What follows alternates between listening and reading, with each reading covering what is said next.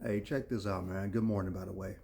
You know, I want to let this be known. As Christians, we got to be very extremely careful about all these conspiracy theories. You know what I'm saying? That stuff can be very dangerous. You know what I'm saying?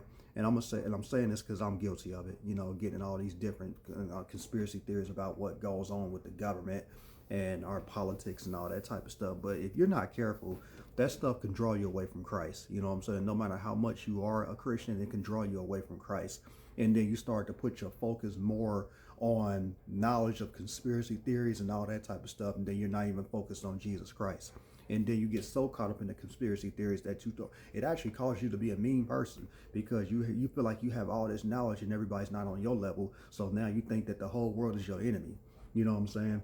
So me personally, I'm just at a point where it's like, we got to be, like I said, we have to be very, very careful when it comes to conspiracy theories. If you ask me, I think we just need to stay away from that conspiracy stuff, period, and just focus more. We got to keep our eyes on Jesus. And let me make this clear. Let me tell you, if it's meant for you to know something, God will give you. He will give you the answer. He will reveal those things to you. Okay.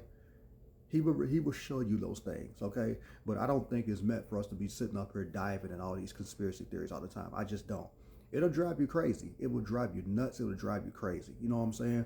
So it's just like the in the beginning where you had the knowledge of good and evil, and you had the tree of knowledge of good and evil. And you had the tree of life. Okay, um, and so you have a lot of, you got some people who have so much knowledge of these type of stuff that goes on, but yet they don't have Jesus. And let me tell you something, all that knowledge without Jesus is not, it doesn't mean nothing. Because let me tell you something, in spite of all that knowledge that you have concerning conspiracy theories about the government and this, that, and the third, are you at peace?